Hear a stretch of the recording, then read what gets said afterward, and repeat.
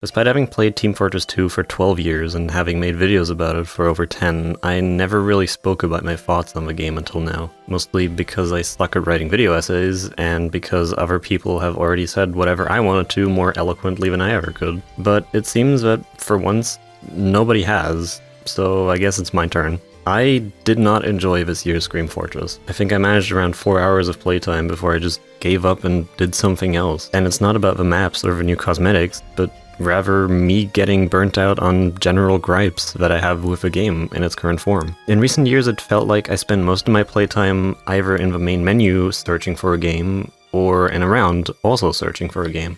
This has only gotten worse with dwindling player counts, and especially at Halloween where everybody's queuing for exactly one map at a time. People have noticed this, and thus the current front on Valve is, for better or for worse, to bring back quick play. And while I agree that being given a list of servers would definitely solve a problem with queue times, I'm aware that a case can be made for skill-based matchmaking.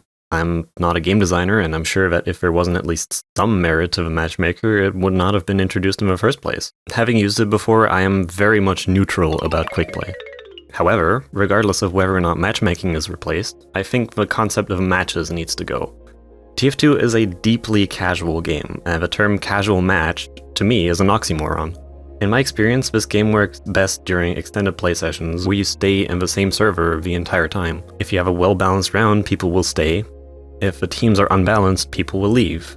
Auto-balance does its thing, and the round is mostly fair again. And after some time, if you get auto-balanced, you can just join your original team again. Crucially, you will eventually be comfortable enough to where you get bored, and then you try new loadouts, new classes, or just new playstyles. This almost never happens during casual matches, because by the time you get comfortable in a round, the match is over and you're sitting at an end match screen for half a minute, where most people leave because they get bored. And there goes your dime a dozen balanced round.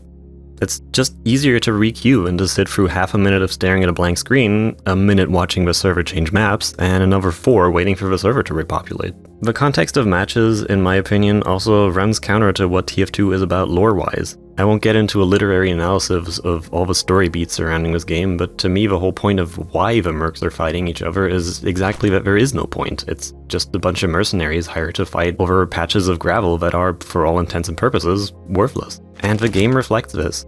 Outside of matchmaking, there is no definitive win or lose condition. In the odd case the objective is captured, the round just resets and you start over. Contrast that with a casual match where you gain points by winning rounds and the best of 3 wins.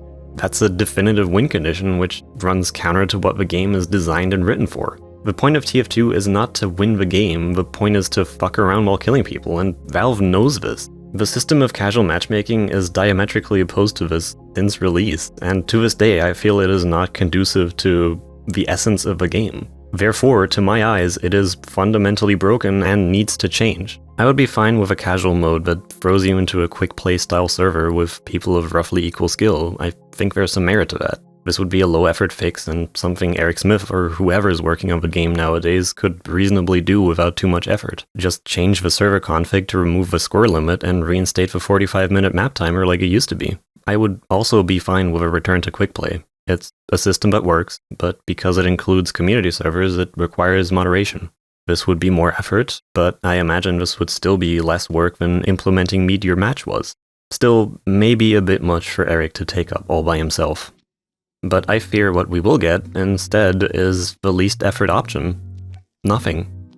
TF2 pretty much invented the concept of live service games, and even back in 2017 with the last major update, on the timescale of live service games, TF2 was ancient. We live in a time where a live service game's life expectancy is a year, maybe 2 if you're lucky. The fact that this game receives updates at all is frankly unheard of from any other company. I started playing this game in 2013, 12 years ago.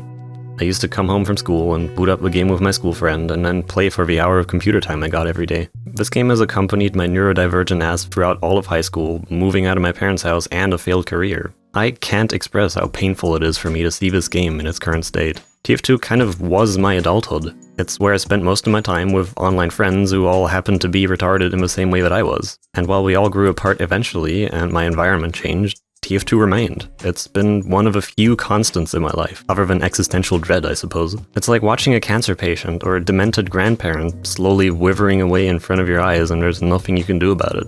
That's how TF2 feels to me. Look, live service games die. All good things must come to an end. We know that Valve will never officially declare this game dead, it just makes them way too much money. The most likely way this game dies is by abandonment, left to rot on Steam servers waiting for the next time someone at Valve picks up work on it. But the least we can demand as players is for Valve to leave it in a playable state. We know there's at least one person working on TF2, and we can email them. There's a contact form on their website where you can send them just about anything. So whatever your preferred outcome is, go tell them. The link's in the description. They probably won't respond, but they will most probably read it. TF2 will die. There is no denying that, but here's to hoping that once it dies with dignity.